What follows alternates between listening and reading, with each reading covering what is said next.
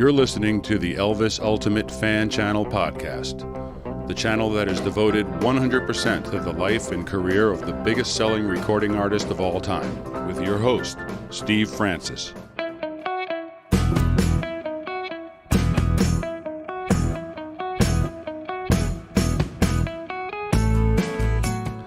Hello everyone, welcome once again to Elvis the Ultimate Fan Channel.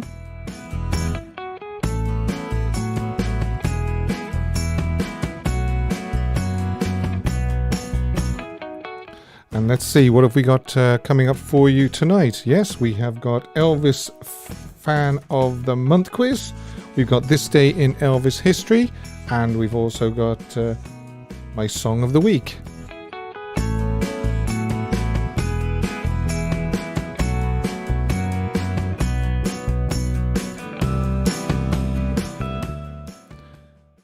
Hello everybody. How is everyone? I hope I'm coming through loud and clear, and I hope you're all having a great day so far. Let's see now. We've got Edwidge, Alfred. Hi, Alfred. Arkansas Dave is in the room. He's moderating. Chris. Hi, Chris. Vincenzo. Ann Y. Hi, Ann Y. I hope you're all looking forward to this topic as well that I've got lined up for you. The effect that the Army draft had on Elvis's career. Hopefully it'll get a little bit of discussion going. Hello, Jacqueline. Elvis Lass, how are you feeling, Michelle? I hope that discomfort that you had earlier on has gone away. Thanks, Dave. Let's see. Oh, Marie's the name. Roseanne Dolby. Did you shoot some pool with Elvis? I wish. Hi, Sandy. Lee. Lee says it's coming home. And obviously, most American people watching this won't know what Lee is on about. But basically, we have the Euro 2021 football finals on here at the moment. And that is a reference to the English football team bringing the trophy home. There's a long way to go yet. A long way to go. Hi, Gabrielle. Waiting for Elvis fix. Sarah N11. Much better. The antibiotics kicked in. I'm glad to hear that, Michelle. I really am. 5107 Lewis. Hi, from San Diego. Hello, Vicky. Bernadette. Dawn. Well, I get all the nonsense out of the way first of all and say things like if you want to subscribe, if you haven't already subscribed, click the bell, turn the bell black for all, and that means that if you want to hear and see me, you will get notifications. So that's that out the way. I just like to say that every week. Also, up above me, my Twitter, my Facebook, and don't forget, subscribe, like, and share the channel. Gabrielle, thanks for my mention, Gabrielle from Dublin. Hi, Doug. Long time no speak. How are you keeping? Barbara. Don't forget, if there's any people who lurk in the background, we'd love for you to come forward and say hi. I know there are some people that only watch and don't comment. So let's start. As I say, this is... I hope you all like the introductory photograph of Elvis in his uniform in March 1960. And I should have issued a health warning for that because I must admit, even being a man, he looks pretty hot in that picture. So cold showers and extra high blood pressure medication might need to be taken after seeing that. Marcia? Yes, great to see you as well, Doug. So, on today's agenda, as I say, the effect that the Army draft had on Elvis, Fan of the Month quiz, my Song of the Week, which is an absolute belter from 1972, This Day in Elvis History as well. This week's topic, today's topic, it's been mentioned over and over and over again all the way through since Elvis passed away in 1977. Some people even mentioned it before he passed away. But the reason why this has inspired me to use it as a topic and to discuss it tonight is because Roger Taylor, who was the drummer for the group Queen. Now, I'm sure everybody knows who Queen was, Freddie Mercury and all that, Bohemian Rhapsody. There was a story that came out in this week's press, and it was headlined, Queen drummer Roger Taylor agrees with John Lennon's assessment of Elvis.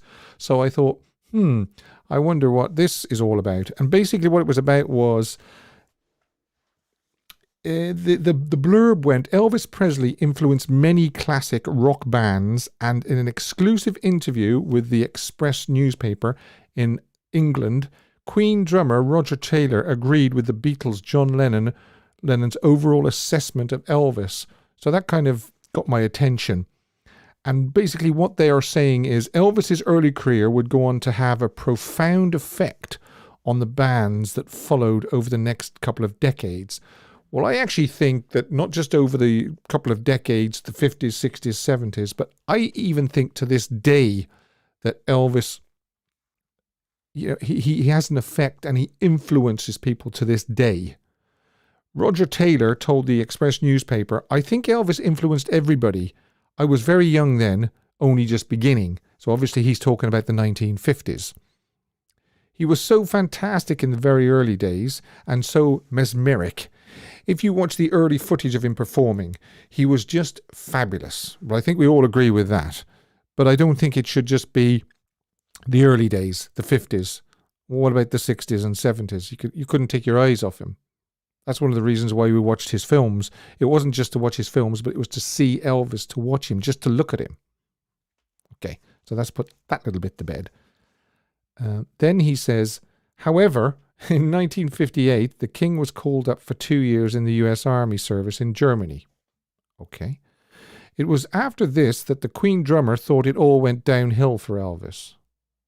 Is this ringing any bells with anybody yet? Is it getting cliched? Roger continued, I think after Elvis went in the army, he didn't influence at all. Right. Okay, well, we'll come back to that in a minute. In fact, he became a sort of side paragraph. He didn't really have a lot of relevance, I thought. So that's Roger Taylor speaking. He was a rebel, but when he joined the army, it all sort of disappeared into crummy films and paying off his manager's debts in Las Vegas. Yeah, Elvis knows what's coming. Yeah. It was then pointed out to the Queen drummer that his view on Elvis was similar to that of John Lennon, obviously of the Beatles. Lennon had grown up listening to Elvis and was especially struck by Heartbreak Hotel. He even said that before Elvis there was nothing and that the Beatles wouldn't have existed without him. So we've all heard that before. Him and Paul hearing Heartbreak Hotel and those sort of things. And John says, that sort of opened the door for the Beatles.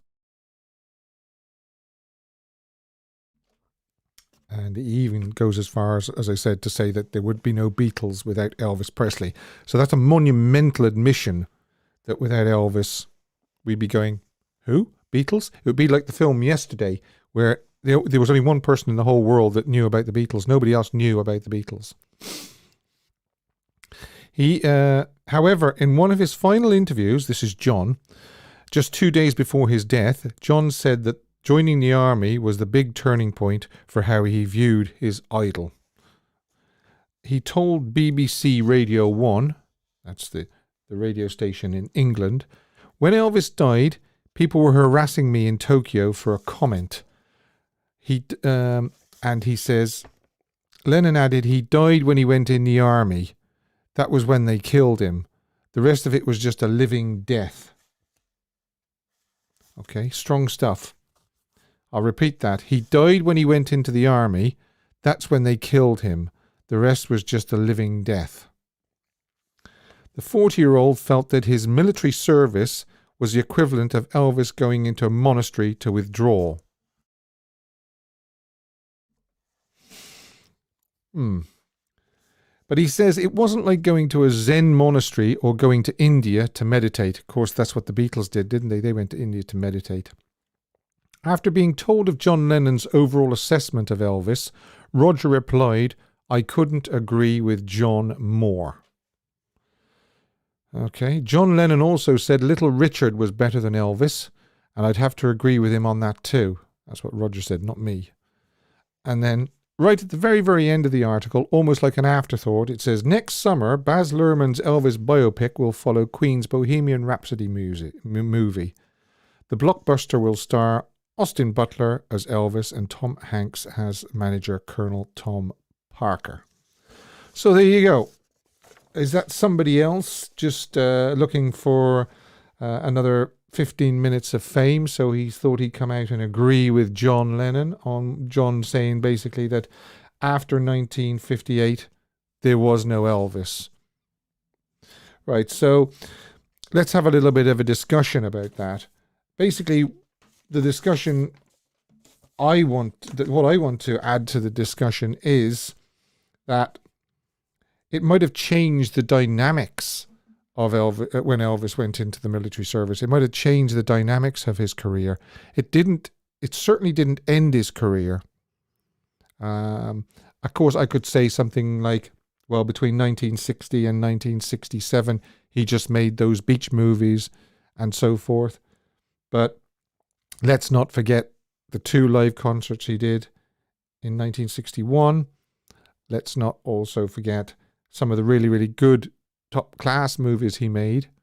They weren't all what we would call like the harem scarems and so forth. Then we have the 1968 comeback special. Why I'm not 100% sure why some people refer to it as comeback, because he was never away. He was just doing something different.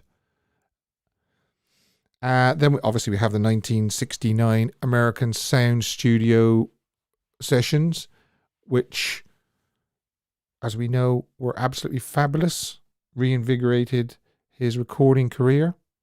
And then we have July 31st, 1969, his return to live performances.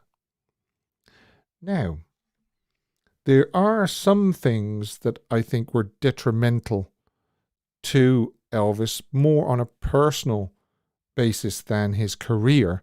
And that was, of course, his mother dying right at the very, very beginning of his 2 years in the army. There was also the introduction, or Elvis being introduced to amphetamines, Dexedrine and so forth, in the army. There's some indication that Elvis would have taken and known about uppers and speed and benzedrine and so forth before he went to Germany. It was well known that a lot of the acts on the roads during those times, even earlier than the 1950s when Elvis started, 54, 55, in the 40s and the 50s, of other acts taking drugs to help matters along. I mean, we know that Elvis was young in the 1954 when he started on the road with Scotty and Bill. But even so, the pace that they had to keep up to getting from date to date, and so much driving, and the energy that Elvis put into each performance, it's quite believable that he could have been introduced to those sort of medications well before 1958, 1959. So let's not say categorically that going into the army introduced Elvis to medications that he did become to rely on eventually. Now, there's no wrongdoing here. The army dispensed these amphetamines and so forth quite freely in the 1950s, 1960s. And even doctors then said that they were completely safe, no after effects, no side effects. They probably knew that a dependence could become in patients. You could get to depend on something like that. But I mean, Dewey Phillips, the disc jockey, apparently was known to use amphetamines. Hank Williams, was it? Or Hank Snow? I'm getting a little bit mixed up with my Hanks. Maybe somebody can help me out with Hanks. The fellow that died in the back of his limousine on New Year's Eve. I'm not sure if I'm even saying the right person, but you know what I mean. It was known in those days that people did rely on those to help them along.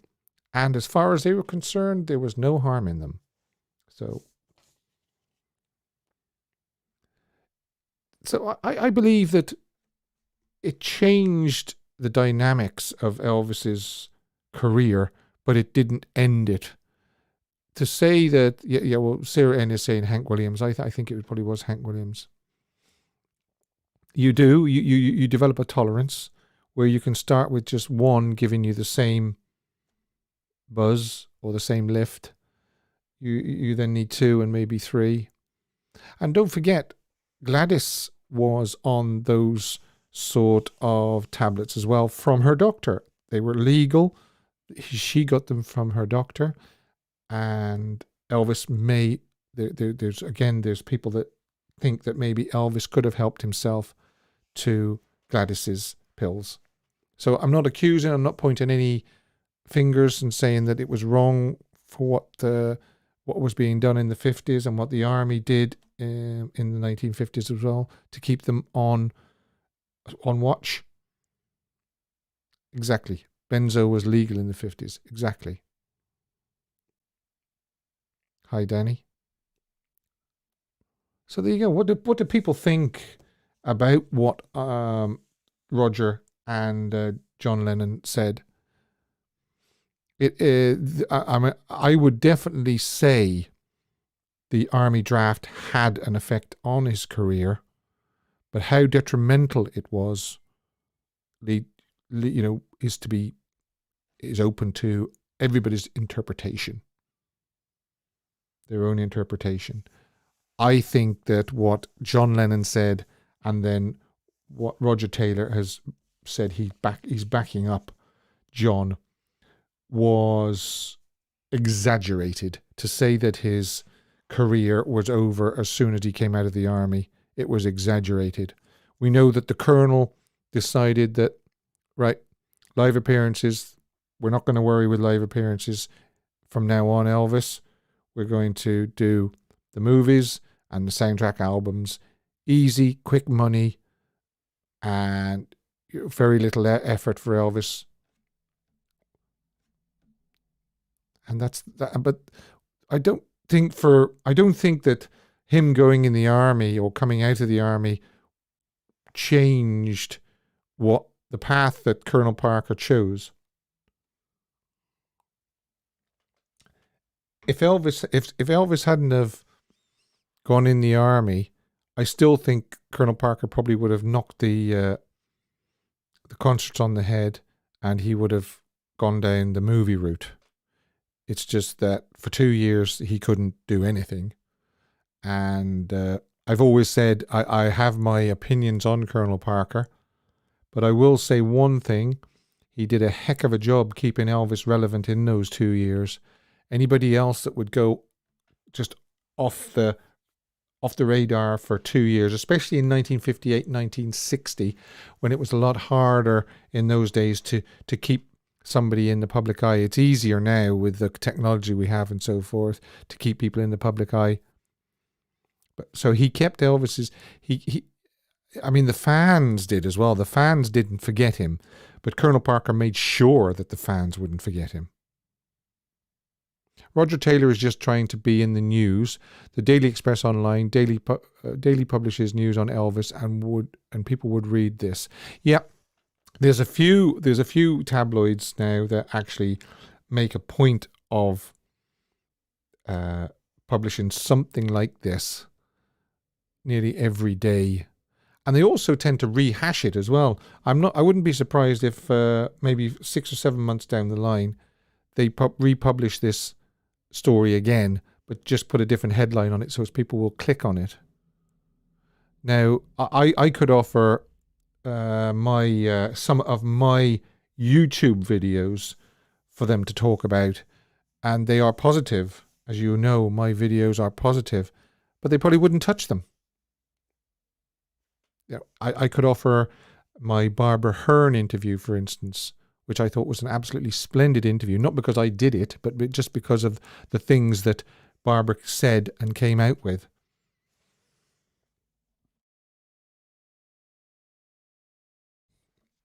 But would they? They probably wouldn't be interested. It's the clickbait they're interested in. I think the movie industry changed Elvis because he was not getting the good material he had gotten before. Well, of course, another interesting thing happened at the beginning of the movie years after 1960. And that's because we know that he did Elvis Is Back. And we also know that G.I. Blues, I believe, and Blue Hawaii outsold Elvis Is Back. So that alerted Colonel Parker to the direction they should go. That's with the Blue Hawaiis and the Follow That Dreams, Paradise Hawaiian Style, and so forth. Yeah, it's a strange one, and of course, again, when they did Flaming Star, I mean, a good movie, but it wasn't as successful as the beach movies and so forth. Same with Wild in the Country. Wild in the Country, while not being a flop, wasn't as successful as the beach movies. So it was just almost like what they call a perfect storm. So much actually fell into place to indicate to Colonel Parker which way they should go, and that was Blue Hawaii, soundtrack album, and eventually just forget doing studio albums. I mean, Elvis must have resisted for a little while because he did non-movie soundtrack recordings up until about 1964, didn't he? And then from Roustabout onwards, that was it. It was just all movies. Well, there you go. Danny B-Side says, after 62, Elvis should have left Parker. Yeah, I've often said 61, 62 as well. Yeah, I mean, I agree with you. Wild in the Country, it is a good film, but the fans of the 1960s, early 1960s, that's probably not what they wanted from Elvis. Look at Loving You. Loving You, great film. I love the ending when he's doing Got a Lot of Living to Do. Absolutely fabulous. But he didn't do a lot of high energy performances in films after Loving You. You know, he would be standing on a stage and he would be, you know, strumming the guitar, or he would be, you know, if it's Spin Out or something like that, he'd be round the pool with girls. You know, it's just that's the way it happened. But categorically, the military career did not end his career. Whether it harmed his career, as I said, is up to you, really. I don't think it harmed his career. I think it changed the dynamics. And I also think that you can't blame the US military for introducing Elvis Presley to amphetamines and so forth, because I firmly believe that he was probably using them infrequently from about 1954 onwards to keep up the breakneck speed that him and Scotty and Bill had to keep up. Right. I hope you enjoyed that topic. You can let me know in the comments, and if you're watching this on replay, you can leave comments below on what you think on that topic. Fan of the Month quiz is coming in a second, and believe it or not, it's general movie questions. So I hope you've been swatting up on your general movies. And also, I will have this day in history, June the 13th, what Elvis was doing. If you're interested to know what Elvis was doing in a particular year or years on June the 13th, I'll be telling you that. And I'll have my song of the week from 1972. So if everybody is ready, I will just let some of the comments wash through until everybody is ready. Who's going to match Elvis Lass from last month, winning the $25 voucher to be used in Graceland or online or wherever you want to use it? Well, yeah, Dave, he did. Elvis said he never got over stage fright.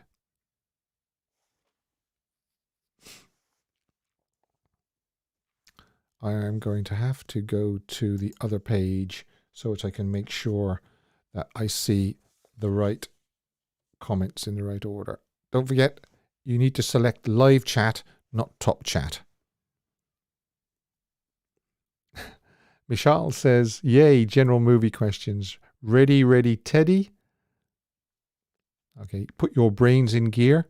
I agree, Sarah. Put your brains in gear. Okay, who is Roger Taylor? I'm not sure whether you're just saying who is he, why should he be saying that, or you're genuinely asking who Roger Taylor is. But he was the drummer for the band, the Queen, that was fronted by Freddie Mercury. Some people would say, well, there has been, and he's just looking for another 15 minutes of fame. I'm sure he doesn't need any recognition, but of course, any story with the name Elvis in it normally garners a lot of attention. Danny B-Side says, I'll be watching Who's First. Okay, yeah, but I don't know whether it actually is different on everybody's screen, but it'll be who I see on my screen first. Here we go. 6 questions. This is the second week of 4, because 4 Sundays in June. And question 1. What was the last Elvis movie Hal Wallis produced? There you go. What was the last movie that Hal Wallis produced? A performer without stage fright gives a bad show. Yeah, probably does.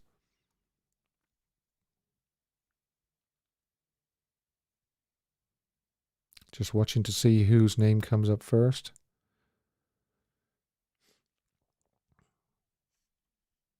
Might be a tricky one. Hi, Nancy. Could be a tricky question, this. I hope I haven't made it too tricky. What was the last Elvis movie Hal Wallis produced? Okay, it's Sarah N11, and it's Easy Come, Easy Go. Before Dawn, and then Sarah says GI Blues, Paradise of Wine Style. So I'm going to go for Sarah N11. Hello, Patrick.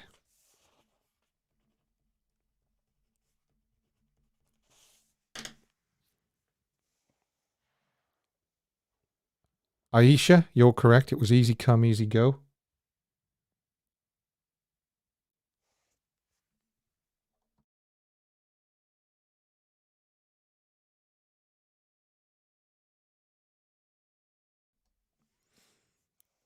Elvis Lass, Easy Come, Easy Go. Well done, Michelle.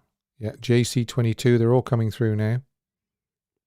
Don't forget your super chats. If you do want to ask me anything or make a statement and you want me to address it, you can click on the $sign and it'll highlight it. Right. It seems to have washed through, so I can ask question 2.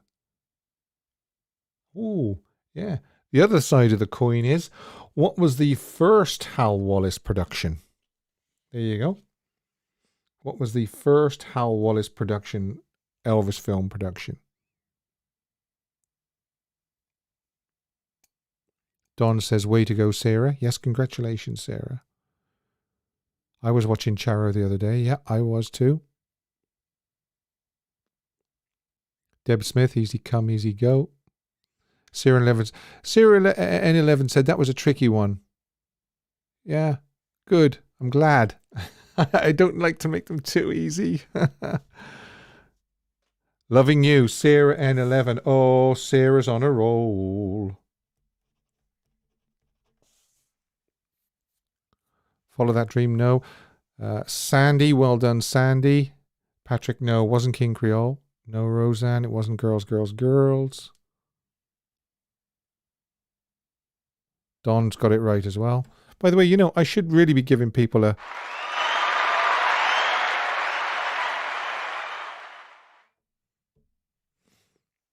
I keep forgetting to do that. So whoever gets the next question right is going to get a...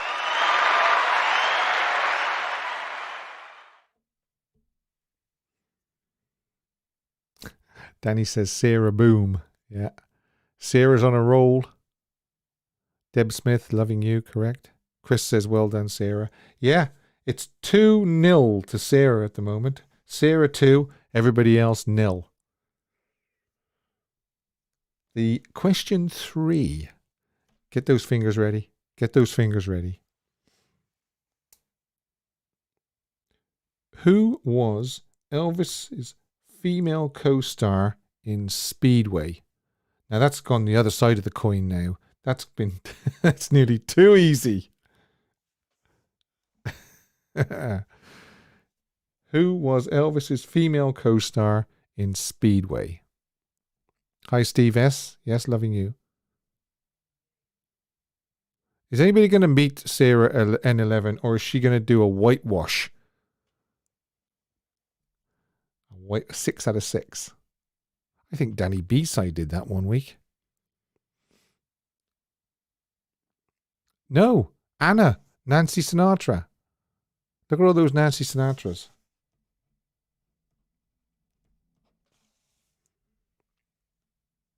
Anastasia, well done. Yeah, I agree, Danny. Anna was first. Thank you for your help. Thanks very much. I appreciate that. I really do. Man, look at all those Nancy Sinatras. I would love to get Nancy on the show. Have a word with Nancy.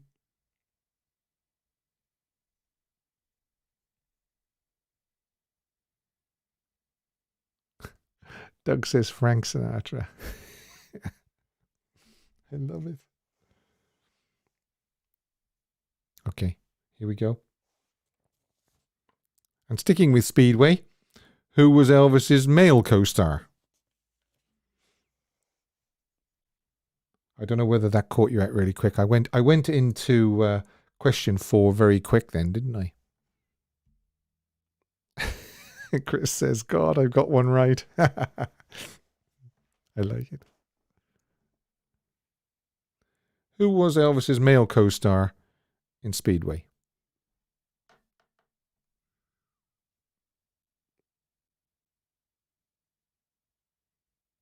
Just looking to see.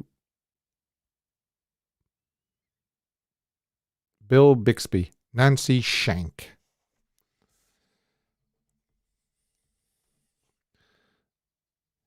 Well done, Nancy.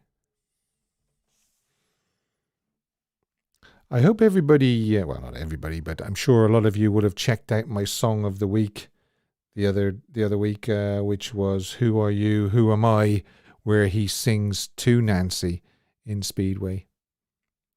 It's one of those gems that it could, I said, even though it was a movie song, it could have just been a studio cut. It would have sat really, really good on any of the studio albums, like Potluck or Something for Everybody or Elvis for Everybody. Yeah, that's right, Bill Bixby, the Incredible Hulk. Don't make me angry. You wouldn't like me when I'm angry. I used to watch that when I was a kid. Marcia, yeah, if I'm not 100% sure how I can get hold of Nancy and whether she'd come on or not, but I would just love it if Nancy came on.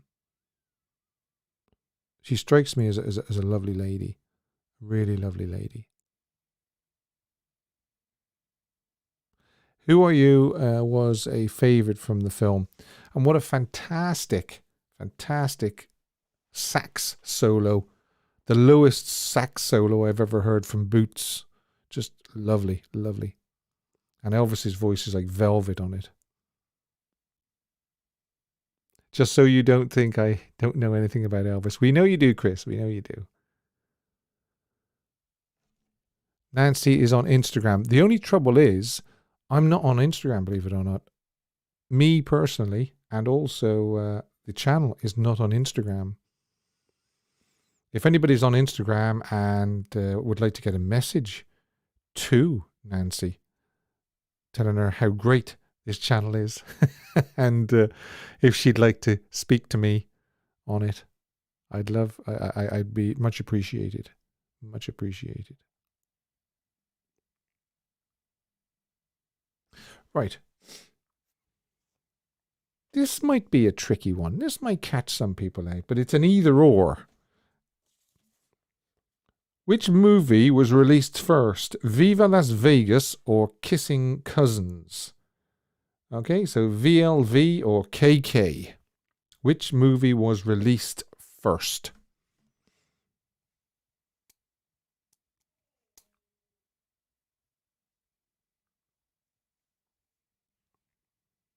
Which movie was released first, VLV or KK? That's very kind of you, Anula. Thank you very much. If just one person enjoys this Elvis Last Kissing Cousins. Why did I say KK when it should have been KC? You don't spell cousins with a K. I think I'm cracking up. Well done, Elvis Lass. Yeah, the trick in that really was that even though Viva Las Vegas was filmed first and then Kissing Cousins was released first. So there you go. I still don't know why I put KK for cousins. Should be KC. Right. I must have been having a senior moment when I was doing these questions.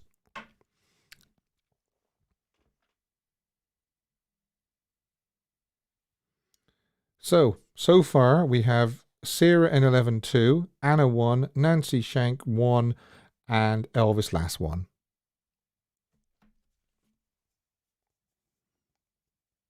I think Kissing Cousins was recorded first but released after Viva Las Vegas. Deb Smith, Kissing Cousins. Okay.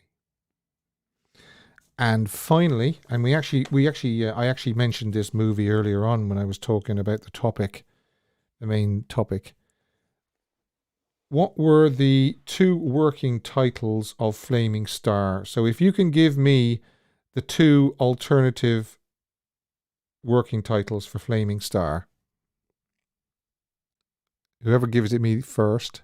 Oh, yeah, I didn't give a cheer, did I, for Elvis Lass? Well done, Elvis Lass. I'll get it right. Eventually, I'll remember a cheer. For anybody that doesn't get it right, okay, it's...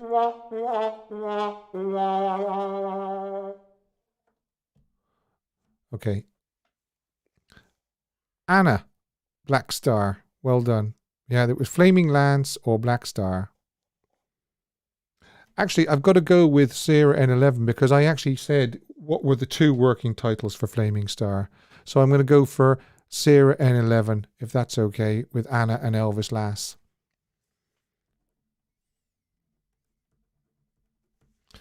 Okay. I'm almost certain I said what were the two working titles of Flaming Star.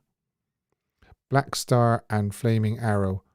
Yeah, they would. I think they did say Flaming Arrow as well, but Black Star and Flaming Lance was the two I was looking for. So Sarah N11 had a really good week. She had 3. Anna had 1. Nancy had 1, and Elvis Lass had 1. Black Star and Flaming Lance, JC22.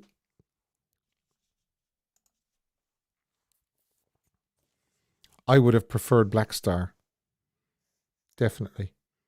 In fact, I prefer listening to the recordings of Black Star than I do to Flaming Star. Thanks, Michelle. very sporting of you. I like to say, I'm almost certain I did ask for 2 working titles. Can you get an interview with any member of the Sweet Inspirations? I'd love to, and again, I will try. I don't get a cheer for breaking my femur and hip. A block past Graceland. I don't know whether it'll be a cheer, NYC girl. You can have one.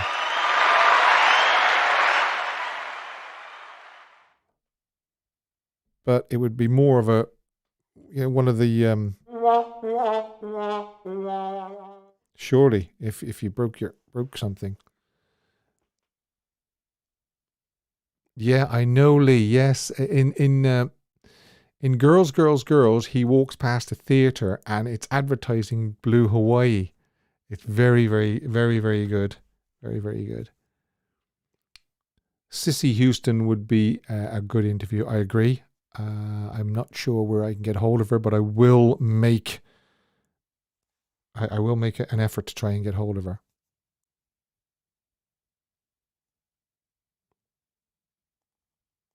Great job to Anna.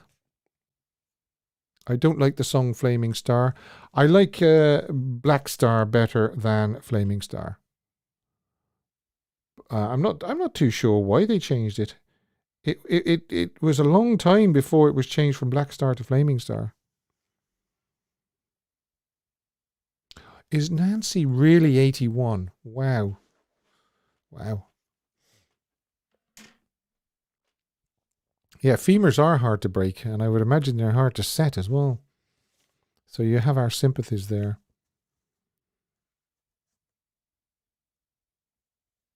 Right, so Vincenzo, I got the answers right, but it takes longer to type on a tablet, that's for sure, yeah. Myrna was married to Jerry Schilling. Let's do this, let me do Song of the Week next. Or no, I won't. I'll tell you what I'll do. I'll do This Day in Elvis History. That's what I'll do. June the 13th, 1956, first of all. I found something that of interest that he was doing. 1956, Elvis was having breakfast at a restaurant on South Main Street. He got himself surrounded by a lot of girls. He told a reporter he was engaged to one only, his career. I would imagine that Elvis got asked that question every single day in 1956. Who are you engaged to? Who is your girlfriend at the moment? When are you getting married, Elvis?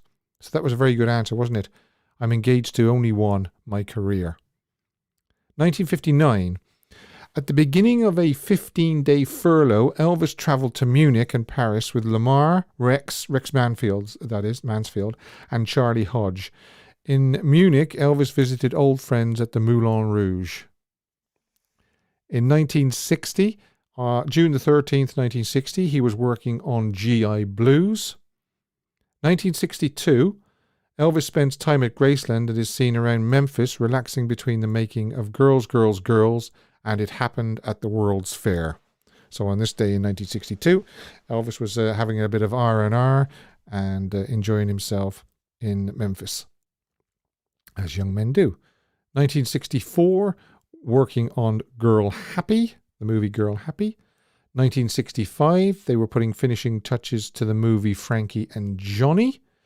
On this day in 1966, Elvis is due to leave for California to begin work on his next movie, Double Trouble, but his uncle Travis is seriously ill and Elvis delays his departure over concerns for his uncle. His entourage travels ahead of him in the Greyhound bus. Elvis flies to LA on June the 26th, and unfortunately, Travis sadly dies 3 days later. Elvis is unable to attend the funeral due to work commitments for the new movie. So that was 1966. In 1967, on this day, the group stayed over. When I say the group, I mean him and his friends and what people call the Memphis Mafia, stayed over 2 nights in Flagstaff, Arizona, while visiting the Grand Canyon and en route to California to begin shooting the movie Speedway with, as we mentioned earlier on, Nancy Sinatra. 1968. June 1968. Any prizes for guessing what he was doing on this day in 1968? Correct. Elvis is in Burbank at the NBC studios preparing for the Singer TV special. Wow. If only we knew what was ahead. June the 13th, 1969, which was a Friday, Elvis and Priscilla flew from Las Vegas to Palm Springs for the weekend. Nice. Very nice. 1970. What was Elvis doing in 1970? June 1970. I'll tell you what he was doing.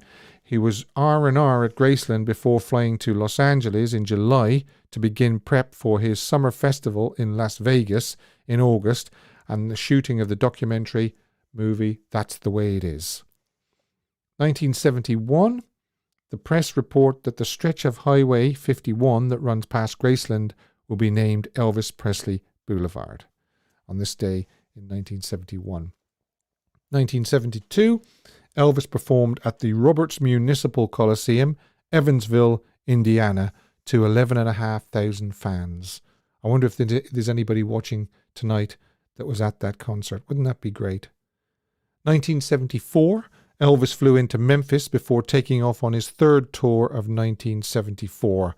And that tour was to begin in Fort Worth, Texas on June 15th with a 3 p.m. show. And we have somebody, if he's still on here now at the moment, Steve Pedersen, I believe, is from Fort Worth, or he's in Fort Worth anyway. And Elvis was on this day in 1974. 1975, not a good day for Elvis, unfortunately. Elvis spends time at home in Graceland, excuse me, but his eyes are giving him trouble again, and 3 days later he spends 24 hours in hospital having tests. Because as we know, in 1971, I think it was March 1971, he was diagnosed with secondary glaucoma. 1976, Elvis was at home in Memphis, resting between tours. And finally, on this day, in 1977, Elvis called President Jimmy Carter to try and help out his friend George Klein in a federal court case. That was this day in Elvis history. June 13th. Chris says she missed some of that. Keep getting interrupted. Hubby and son lock inside my bedroom next Sunday. Or you can always watch it on playback if you missed anything. Don't forget that, Chris. He did have to get a shot into his eye in 1971, yeah. It was also pretty scary because they didn't actually beat about the bush. He says, if I don't do something very, very shortly, you're going to lose sight in that eye permanently. You might even lose the eye itself. I'm pretty sure that scared Elvis pretty much. He did speak to Jimmy. As far as I know, he might not have got Jimmy straight away, but Jimmy returned his call. And I think Elvis tried to ring him a second time, but Jimmy didn't take his call that time.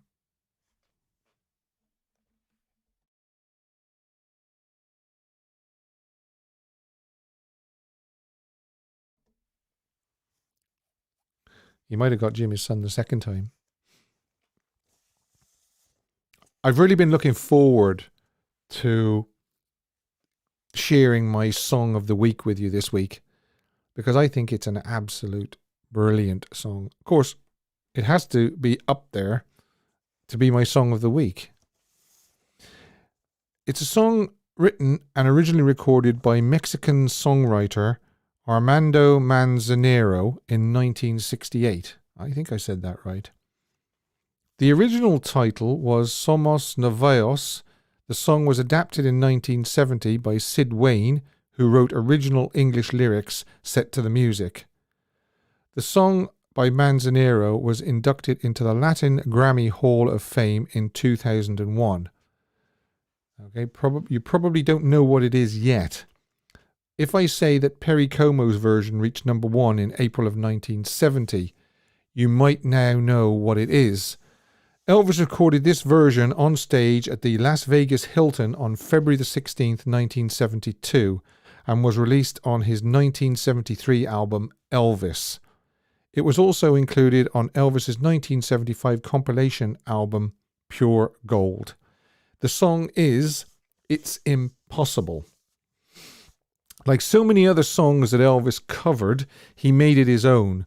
No offense to Perry Como, but that Elvis version just blew him out of the water. Elvis's voice is like pure silk, and I absolutely adore listening to him singing it. Especially the part where he sings, "And tomorrow, should you ask me for the world, somehow I'd get it. I would sell my very soul." And then him and the music just completely pauses. And then he says, "and not regret it." So that's the key part for me when he says, "and I would sell my very soul and not regret it." Fabulous, fabulous song.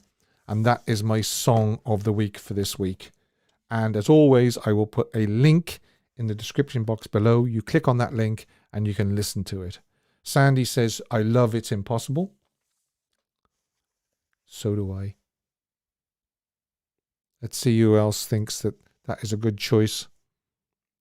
Sarah N11, love. Love it. Yeah, Bill Clinton is a big Elvis fan. Yep. Eddie Murphy is. Eddie Murphy is a huge Elvis fan as well. Yeah, I agree, Chris. He has the most velvet voice ever. And as I say, that key moment where he just says, "somehow I'd get it and I would sell my very soul and not regret it." Just absolutely fabulous voice. Sparbara says, "good choice."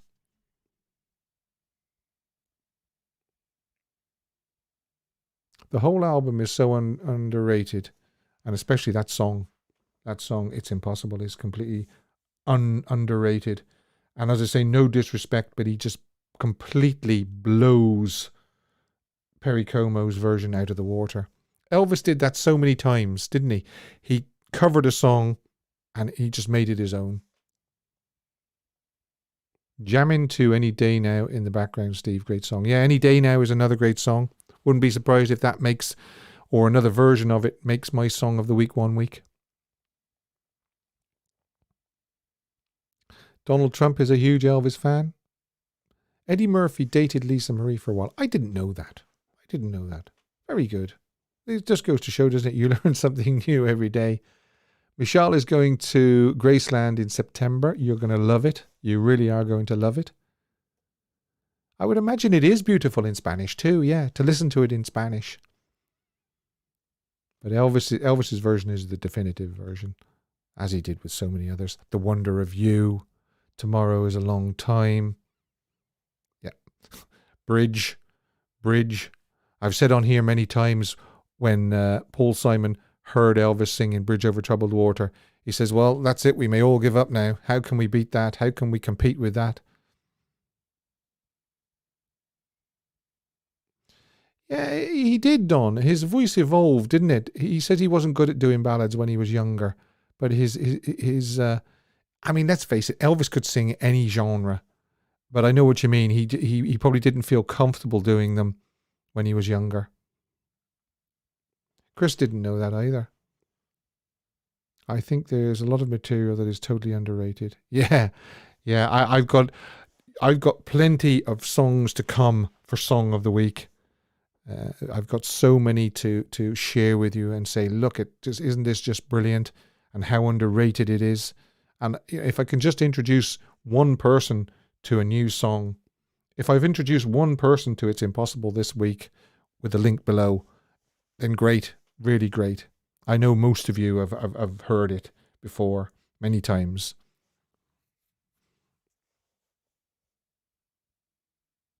Michelle says you can feel Elvis in Graceland.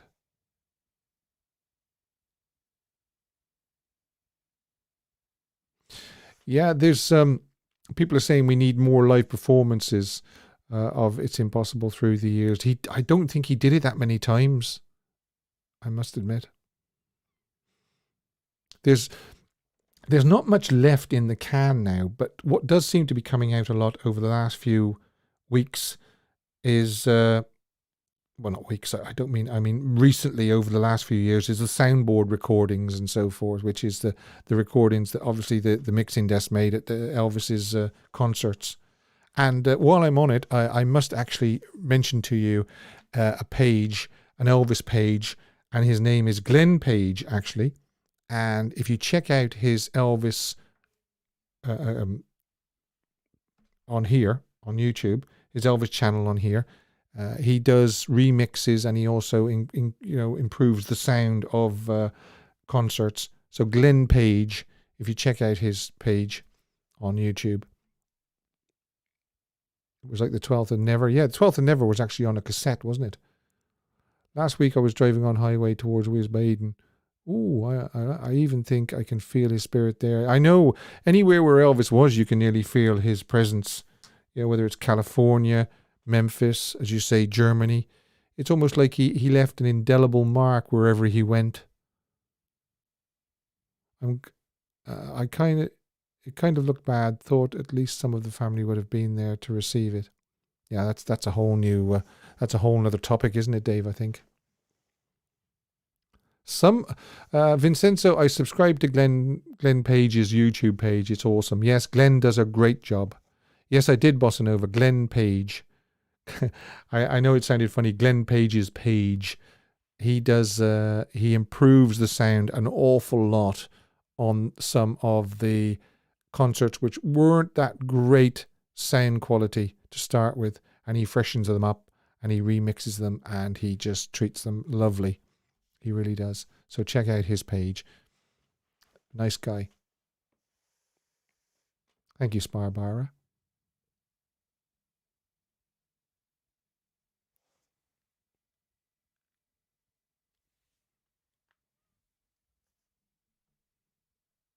Yeah, I would definitely check out Glenn Page's page, Chris. You won't be disappointed, especially if you like the live recordings. Of course, we all like the live recordings, but that's what he specializes in, improving the sound of the live recordings. The Searcher is now on Netflix in the UK. Very good.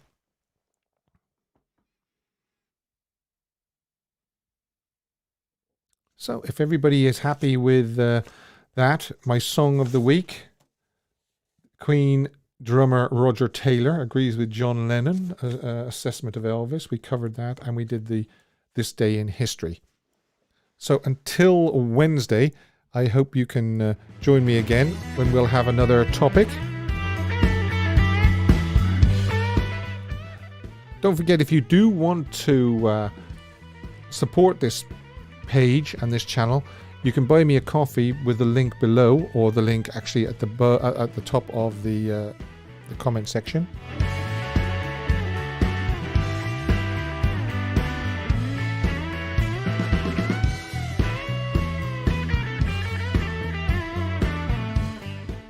As I say, I will be here again on Wednesday for more Elvis chat, This Day in Elvis history, and another Elvis topic for us all to discuss. Until then, look after yourselves.